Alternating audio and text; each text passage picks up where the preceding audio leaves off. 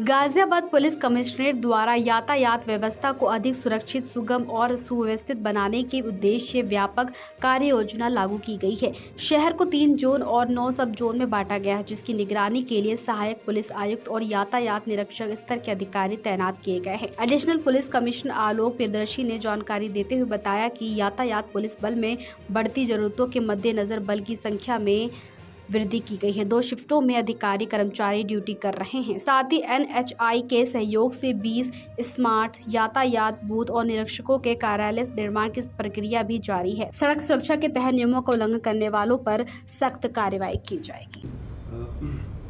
देखिए, मैं आपको अवगत करना चाहूँगा कि कमिश्नरेट गाजियाबाद स्टेट में दूसरे नंबर का मोस्ट पॉपुलस डिस्ट्रिक्ट है और डेंसिटी के हिसाब से आप देखेंगे तो गाजियाबाद वेहिकुलर डेंसिटी और पॉपुलेशन की डेंसिटी में पूरे स्टेट में नंबर 1 है। आपको ये भी पता होगा कि गाजियाबाद दिल्ली और NCR का एक इंटीग्रल पार्ट है, दिल्ली का एक्सटेंशन है और उत्तराखंड के लिए गेटवे है। 5-6 जिलों से जो बहुत महत्वपूर्ण जिले हैं वहाँ से इनकी सेवाएँ मिलती हैं, जहाँ से तमाम कार्य का होता है। भारी संख्या में यहाँ लोग दिल्ली जाते हैं, गुड़गांव जाते हैं, नोएडा जाते हैं और प्रतिदिन वापस आते हैं। ट्रैफिक के इस वॉल्यूम को देखते हुए CP सर के निर्देशन में हमारे एडिशनल DCP साहब ने एक ट्रैफिक विजन प्लान तैयार किया है, जिसके बारे में आज विस्तृत जानकारी देने के लिए मैंने आप लोगों को आमंत्रित किया है। आप सब विदित हैं कि अभी तक पूरे जोन में एक ACP होते थे और पूरा शहर, पूरा जो जनपद था वो 6 जोन में बटा हुआ था।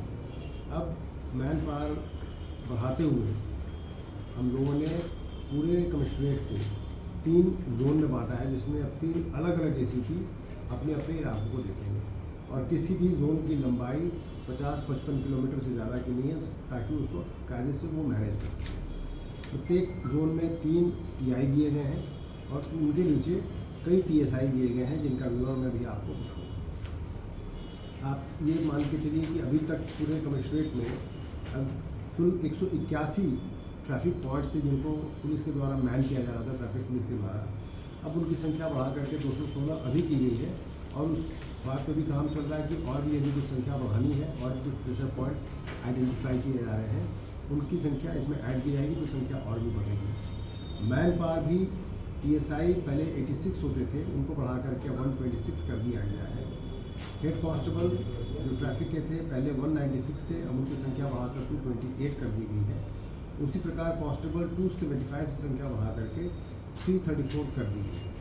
इसके अलावा ये भी देखा गया था कि गाजियाबाद एक ऐसा व्यस्त शहर है जहाँ अब ट्रैफिक रात भर चलता है।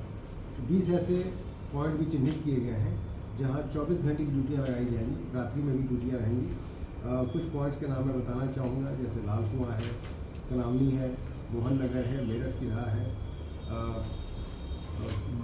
हापुड़ चौराहा है और मॉडल टाउन है। इस तरह के कुछ 20 पॉइंट ऐसे आइडेंटिफाई किए गए हैं जहाँ पे रात्रि में भी ड्यूटियाँ रखेंगी। वीकेंड्स पे ये भी व्यवस्था की जा रही है कि सघन चेकिंग का अभियान चलाया जाए। बैंक्वेट हॉल्स, होटल्स के आसपास ब्रेथ एनालाइजर का इस्तेमाल किया जाए ताकि ड्रंकन ड्राइविंग और उससे रिलेटेड फैटालिटी पे हम लोग कंट्रोल कर सकें। इस सारी व्यवस्था के पीछे जो हमारी आइडियोलॉजी है वो है कि एक्सीडेंट की संख्या को कम किया जाए, हर व्यक्ति निरापद ढंग से अपने घर सही समय पर पहुंच सके, फैटालिटी हम कम कर सकें। हमारा विजन ये है कि अगले 2-3 सालों में हम अपने एक्सीडेंट्स और जो एक्सीडेंट रिलेटेड मृत्यु दर है उसको हम लोग कम से कम 50% पे लेके आए। इसके लिए हम लोग के द्वारा सेव लाइफ फाउंडेशन एक NGO है जो रोड एक्सीडेंट्स पे रिसर्च करती है, उनके साथ कोलैबोरेट किया गया है और कोलैबोरेट करके हम लोगों ने जो हमारा IR का जो डेटा है उसको हमने उनसे शेयर किया है और उसके बाद उनके द्वारा कई ट्रेंड्स ऐसे बताए गए हैं, कई ब्लैक स्पॉट्स ऐसे चिन्हित किए गए हैं, कई टाइमिंग्स ऐसी बताई गई हैं जिसमें एक्सीडेंट्स बहुत ज़्यादा होती हैं।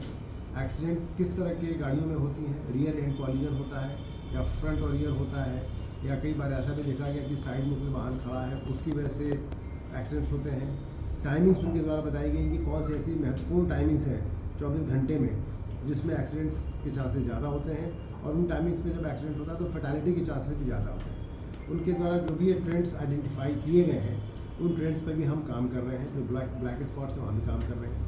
उनके द्वारा रोड इंजीनियरिंग को इम्प्रूव करने के भी बहुत सारे सुझाव दिए गए हैं, जिसके लिए हम लोग NHAI, GDA, नगर आयुक्त का जो डिपार्टमेंट है, उन सब से मिलकर के जो अन्य स्टेक होल्डर्स हैं उनसे भी हम लोग वार्ता कर रहे हैं।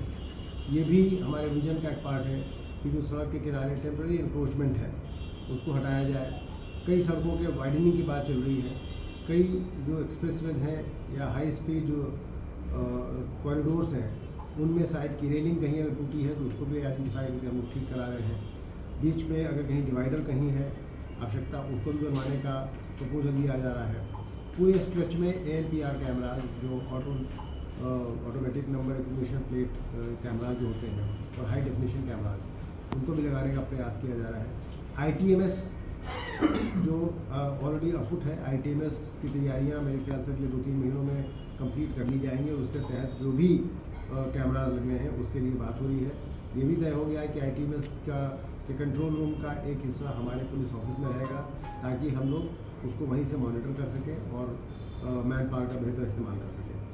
मैं आपको बताना चाहूँगा कि हम लोग के द्वारा जो पिछले दिनों में इन्फोर्समेंट की कार्रवाई की गई है अब तक, वो हम लोगों ने करीब 14 लाख से ज़्यादा चालान किए हैं और इसमें कम से कम 1339 व्हीकल्स इम्पाउंड किए गए हैं, उनका युक्तिकरण किया गया है। इसके अलावा 1000 से ज़्यादा ऐसे केसेस हमने आइडेंटिफाई किए हैं जिसमें हम लोगों ने RTO को चिट्ठी लिखी है। वो ऐसे फिट केसेज हैं जिसमें ड्राइविंग लाइसेंस सस्पेंड हो सकता है, उनका रजिस्ट्रेशन कैंसिल हो सकता है। इस चीज़ को भी परफॉर्म किया जा रहा है। एनफोर्समेंट के अलावा हम लोगों का अवेयरनेस पे बहुत ध्यान है। 150 से ज़्यादा स्कूलों में हमारी ट्रैफिक पुलिस ने और हमारे ACP साहबान ने और अब उनके जो नए नफरी जो बड़ी है उनके द्वारा ये कैंपेनिंग की जा रही है ताकि ट्रैफिक के अवेयरनेस की कैंपेन सब जगह पहुँच सके। हेलमेट पहनने को लेकर के, सीट बेल्ट पहनने को लेकर के, ट्रैफिक रूल्स को फॉलो करने के लिए और ट्रैफिक को निरापद करने के लिए, रोड ट्रैवल को निरापद करने के लिए जो भी पॉइंट्स बच्चों को और बड़े लोगों को समझाए जा सकते हैं, स्कूल कॉलेजेस में इस चीज़ को ट्रेन किया जा रहा है। ये भी कोशिश की जा रही है कि किसी शीर्ष स्तर पर बात करके ट्रैफिक अवेयरनेस का कोई करिकुलम में अगर हम उसको इन्वॉल्व कर सकें ताकि बचपन से ही बच्चों को ट्रैफिक रूल्स और रेगुलेशंस के बारे में पता रहे, उनको बताया जा सके, तो ये आगे चल करके इसके